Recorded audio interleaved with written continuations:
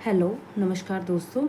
जैसा कि आप सब जानते हैं, आज हमारा 12th क्लास अकाउंटेंसी का हम चैप्टर नंबर 1 से अकाउंटेंसी अपनी शुरू करने वाले हैं।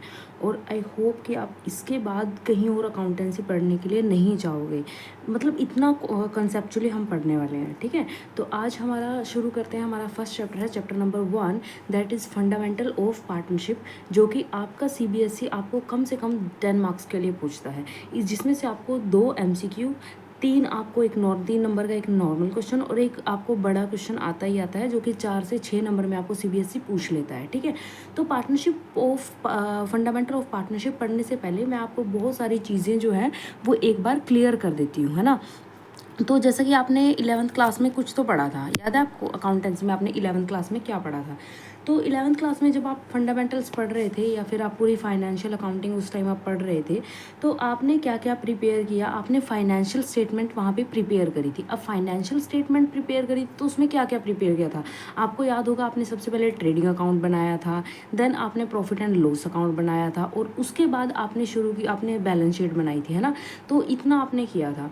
तो इसके बाद उसमें क्या होता है, आप लोगों को अच्छे से याद होगा कि जब आप ट्रेडिंग अकाउंट प्रिपेयर कर लेते थे तो लास्ट में आपको ग्रॉस प्रॉफिट या फिर ग्रॉस लॉस बचता था।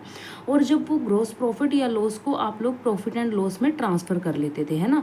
फिर प्रॉफिट एंड लॉस में ट्रांसफ़र करने के बाद आप इनडायरेक्ट एक्सपेंसेस को माइनस कर देते थे और आपके पास आ जाता था एक बैलेंस, जिसको हम नेट प्रॉफिट के नाम से जानते थे, है ना। तो अब वो, क्योंकि फाइनेंशियल स्टेटमेंट आप पढ़ रहे थे, फाइनेंशियल स्टेटमेंट मीन्स कि आप एक सोल प्रोप्राइटरशिप के बारे में आपने पढ़ा था कि एक अकेला आदमी अपने अकाउंट्स को कैसे प्रिपेयर करता है। और चलो, प्रिपेयर तो करता ही करता है, फिर वो अपने प्रॉफिट का क्या करता है, कैसे उसकी बैलेंस शीट निकलती है, वो सब आपने 11th में सीख लिया था। अब ये 12th क्लास है और 12th क्लास में आप क्या पढ़ने वाले हो? आप पढ़ने वाले हो पार्टनरशिप, ठीक है। अब पार्टनरशिप का उड़ता उड़ता मीनिंग हम क्या बोल सकते हैं कि पार्टनरशिप का मतलब है जब 2 या फिर 2 से ज़्यादा इंसान मिलके डिसाइड करते हैं कि चलो कोई बिजनेस शुरू कर लेते हैं, तो उसी को हम क्या बोलते हैं? जब वो मिलके एक बिजनेस शुरू कर लेते हैं उसी को हम क्या बोलते हैं? पार्टनरशिप फर्म बोलते हैं, ओके। और इनको हम क्या बोलेंगे? इनको फिर हम पार्टनर्स बोल देंगे। क्लियर? ये हमारा एक बिजनेस है और इसके अंदर 3 पार्टनर्स हैं और इन्होंने मिलके अपना ये बिजनेस शुरू कर दिया, दैट इज पार्टनरशिप फर्म, और इनको हम क्या बोल देंगे? पार्टनर्स बोल देंगे। क्लियर? उसके बाद हमारा आता है कैरेक्टरिस्टिक और फीचर ऑफ पार्टनरशिप। इसकी क्या कैरेक्टरिस्टिक हैं, क्या क्या विशेषताएं हैं? तो सबसे पहली बात तो आपको पार्टनरशिप होने के लिए, पार्टनरशिप फर्म बनाने के लिए 2 या 2 से ज़्यादा पार्टनर्स होने ही चाहिए, ठीक है। अब आपका लॉ क्या बोलता है, एक्ट क्या बोलता है कि कम से कम 2 तो आपको चाहिए, और ज़्यादा से ज़्यादा आपको कितने लगेंगे? 50 हो सकते हैं, ठीक है। तो आपको याद रखना है कि एक पार्टनरशिप की कैरेक्टरिस्टिक या फीचर क्या है? 2 और मोर पर्सन, 2 या 2 से ज़्यादा इंसान होने चाहिए, उससे कम नहीं होने चाहिए, है ना। उसके बाद आया number 2, that is profit sharing must be there. तो अब ऐसा तो नहीं है कि पार्टनरशिप फर्म बना ली और पार्टनरशिप आपने क्या कर लिया, फॉर्म कर लिया, लेकिन प्रॉफिट हो रहा है तो आप शेयर नहीं कर रहे हो, ठीक है, ऐसा नहीं है। तो जब भी आप कोई पार्टनरशिप फर्म बनाते हो उसमें प्रॉफिट शेयरिंग ज़रूर होना चाहिए, और उसी के लिए चाहे वो प्रॉफिट हो चाहे वो लॉस हो, वो शेयर तीनों में आपस में होना चाहिए, ठीक है। उसके बाद हमारा आता है that is lawful business. Lawful business की चलो ठीक है, हमने पार्टनरशिप तो कर ली, तो लेकिन वो ऐसा तो नहीं है कि आप कोई इलीगल बिजनेस करने शुरू कर दो पार्टनरशिप में, तो ऐसा नहीं होता है। एक पार्टनरशिप को आप लॉ के अकॉर्डिंग जब फॉर्म करोगे तो वो लॉफुल यानी कि इलीगल नहीं होनी चाहिए, लीगली होनी चाहिए, कानून के मुताबिक बिल्कुल सही होनी चाहिए, ओके। देन आता है हमारा एग्रीमेंट। एग्रीमेंट क्या बोलता है कि एग्रीमेंट ठीक है, आप ओरल भी कर सकते हो और रिटन भी कर सकते हो, अगर तो तीनों पार्टनर्स आपके दोस्त हैं, ठीक है, तो कोई बात नहीं, चलेगा, आप कर लो आराम से जो। लेकिन अगर कोई बीच में कोई भी स्ट्रेंजर है तो फिर क्या ओरल करके चलेगा? नहीं चलेगा। अगर वो भाग गया तो आपका एग्रीमेंट क्या है?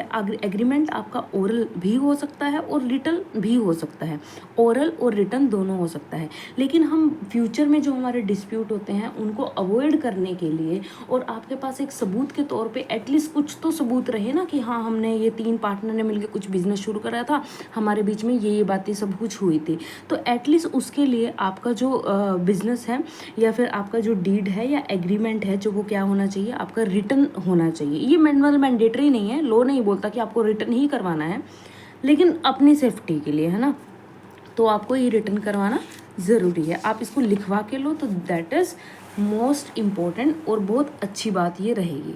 ओके, उसके बाद आता है हमारा म्यूचुअल एजेंसी नंबर 5 पे, ठीक है, म्यूचुअल एजेंसी।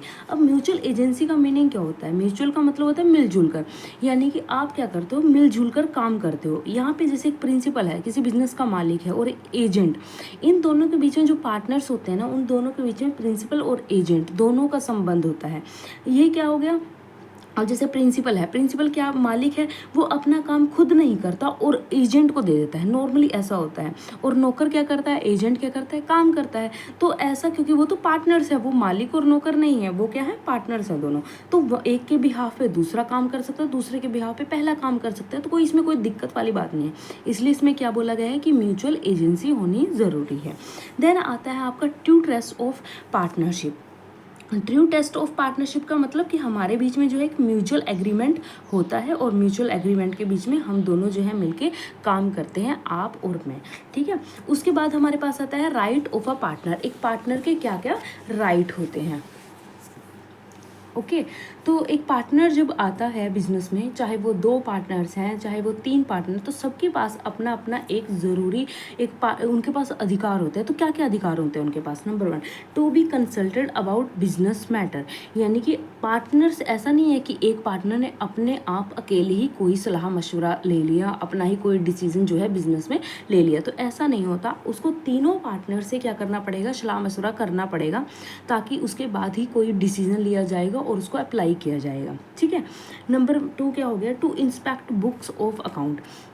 अब कोई पार्टनर स्लीपिंग पार्टनर भी हो सकता है, कोई पार्टनर आपका एक्टिव पार्टनर भी हो सकता है। तो ऐसा नहीं है कि जो एक्टिव पार्टनर है उसको तो आप एंट्री दे रहे हो, वो बुक्स दे सकता है, लेकिन सीक्रेट पार्टनर देख नहीं सकता, नहीं।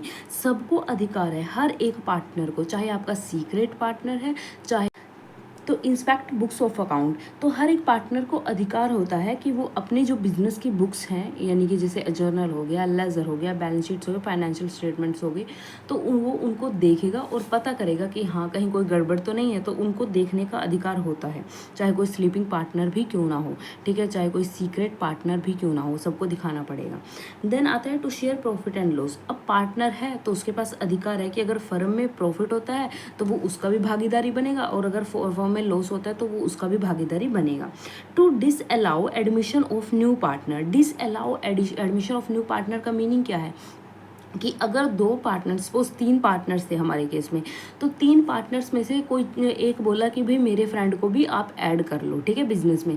लेकिन उनमें से जैसे ABC 3 पार्टनर हो गए, उन्होंने बोल दिया कि नहीं नहीं, ए ने बोल दिया कि नहीं नहीं हम तो नहीं ऐड करेंगे। तो अगर एक पार्टनर ने भी क्या कर दिया, डिसअलाउ कर दिया, तो फिर आप न्यू पार्टनर को एडमिट नहीं कर सकते। तो ये उसके पास अधिकार है।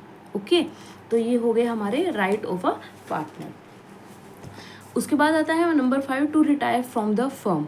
किसी भी पार्टनर के पास अधिकार होता है कि वो फर्म से रिटायरमेंट ले ले। अगर वो एग्रीमेंट में लिखा हुआ तो उसके अकॉर्डिंग, नहीं तो रिटर्न कंसेंट देके या एप्लीकेशन देके भी वो क्या कर सकता है, फर्म से रिटायरमेंट ले सकता है। ओके, अब देखो नेक्स्ट जो हमारा टॉपिक है दैट इज़ इम्पोर्टेंट टॉपिक। इसमें बहुत ज़्यादा पजल होते हैं, जब 12th में होते थे ना बच्चे, तो उनको बहुत पजल होती, तो इसके लिए मैंने थोड़ा सा यहाँ पे क्लियर कर लिया, ठीक है। तो देखो, partnership firm is separate accounting entity. हम यही पढ़ते आ रहे हैं कि पार्टनरशिप जो है, पार्टनरशिप फर्म जो है, उसके पार्टनर से, उसकी मैनेजमेंट से अलग होते हैं, ऐसा हम पढ़ते आ रहे हैं, ठीक है। तो partnership firm is separate accounting entity. और दूसरा हो गया हमारा, partnership firm is not separate legal entity, ठीक है। तो दोनों आप ध्यान रखना, एक सेपरेट अकाउंटिंग एंटिटी और दूसरा हो गया नॉट सेपरेट लीगल एंटिटी। अब इसका हम एक एग्जाम्पल के साथ समझते हैं। जैसे partner is a separate accounting entity, इसमें क्या होता है, इसमें माना जाए अकाउंटिंग एंटिटी माना जाता है कि फर्म जो है और पार्टनर जो है वो दोनों क्या है, अलग अलग हैं, ठीक है। जैसा हम पढ़ते आ रहे हैं कि फर्म जो है वो अलग होती है और उसके पार्टनर अलग होते हैं, ऐसा हमने अब तक पढ़ा है कि अकाउंटिंग के हिसाब से दोनों अलग अलग हैं, क्योंकि एंट्री जो है वो बिजनेस के हिसाब से होती है, ना कि पार्टनर के हिसाब से। इसलिए अकाउंटिंग एंटिटी में इन दोनों को क्या माना गया है, अलग अलग माना गया है। क्लियर। अब उसके बाद हमारा सेकंड क्या था कि partnership firm is not separate accounting entity, sorry legal entity. तो अकाउंट पार्टनरशिप क्या है, एक लीगल एंटिटी नहीं है, अलग से कोई लीगल एंटिटी नहीं है।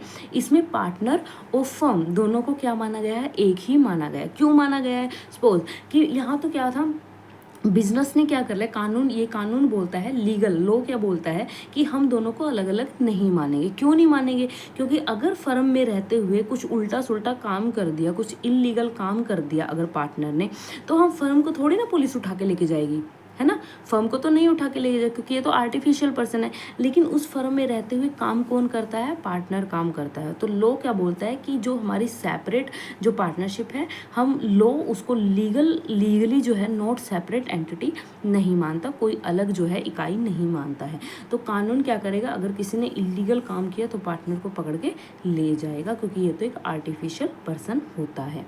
Okay, done. अब हमारी आती है पार्टनरशिप डीड।